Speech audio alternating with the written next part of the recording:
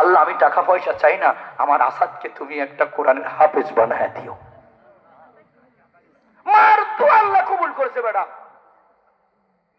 মুসলমান বন্ধুরে আমার, ইসমাইল আলাইহিস সালামের গালে একটু পানি দেওয়ার জন্য মা হাজেরা 7 বার দৌড়াইছিল। জোরে বলেন কয়বার? সাপা মারোয়াই দৌড়ায়।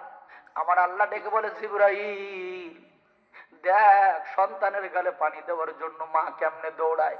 এই দৌড়ানোটা আমার পছন্দ হয়ে গেছে, কিয়ামত পর্যন্ত ওয়াজিব করে দিলাম। হজ করতে যারা যাবে ওই হাজেরার মতো দৌড়ায় আমাকে দেখাবে, তারপরে হজের সম্পূর্ণ হবে।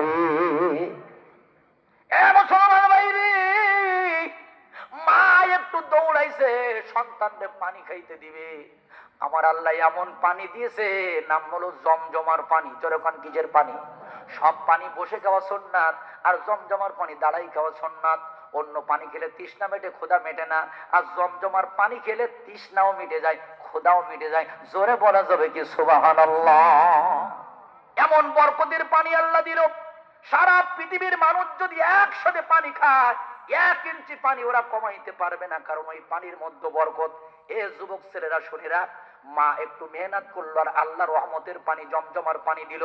ওই রকম ভাবে কোন সন্তান যদি মার খেদমত করার জন্য ইটের ভাটায় যায়, ভ্যান চালায়, রিক্সা চালায়, লোকের দুয়ারে কাজ করে, কামলা দেয়, আর নিয়াত থাকে যে এই টাকা দিয়ে আমার মার জন্য একটা শাড়ি কিনে দেব, এই টাকা দিয়ে আমার আব্বার জন্য একটা লুঙ্গি জামা কিনে দেব, ওরে এই টাকা আমার মা বাবার জন্য খরচ হবে। তুই যখন এইরকম নিয়াত করবি, মা মেহনত করলো, সন্তান আল্লাহ জমজমার পানি দিল। আল্লাহর কসম দিয়ে বলি, যে সন্তান মেহনত করবে মা বাবার খাওয়ানোর জন্য, গোটা দেশে যদি দুর্ভিক্ষ দেখা দেয়, ওই সন্তানের হাড়িতে কখনো গজব আসবে না, কখনো ওর অভাব হবে না। ঠিক কিনা? আর আজকে আমরা এত অভাবে পড়ি, এখানে কলেরা, ওখানে ডায়রিয়া, ওখানে রোগ, ওখানে শোক। এর একটাই কারণ হলো ঈদের দিন মার গায়ে জাকাতের শাড়ি, বাবার গায়ে জাকাতের পাঞ্জাবি, আর বউয়ের গায়ে 5000 টাকা দামের 3 পিস। কথা বলেন না কেন ভাই? জানারি আমার, যে মা ছোট্ট পেটে 3টা বাচ্চা 5টা বাচ্চার জায়গা দিল, গত 3 দিন আগে দেখলাম এক মার 7টা বাচ্চা হয়েছে। কয়টা? আমি অত না 3 জনরে ধরলাম। তাহলে যে মা ছোট্ট একটা পেটে 3টা বাচ্চার জায়গা দিতে পারে, ওই 3টা ছেলে 3টা বিল্ডিং দিল, মা বাবার থাকার মতো একটু জায়গা হয় না। মায়ের কান্দন যাবর জীবন,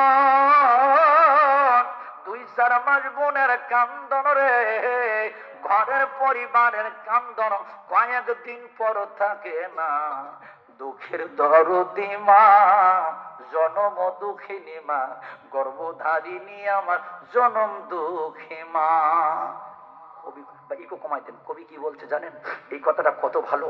10 মাস ও 10 দিন মায়ে এই গর্ভে দিছে ঠাই, রক্ত মাংস খাইয়া আমরা আইলাম ভবে ভাই, ভূমিষ্ঠ হইয়া আমরা অটিলাম কান্দিয়া, শান্ত করিল মায়ে বুকের দুধ দিয়া। মায়ের প্রসাবের কালে ওদিন বুক ভাসে মার চোখের জলে রে, ওই সন্তানের লিয়া কোলে ভুলে প্রসব যন্ত্রণা। দুঃখের দরদি মা, জনম দুঃখিনী মা, গর্ভধারিণী আমায় জনম দুঃখী মা। একটু জিকির দেন লা ইলাহা।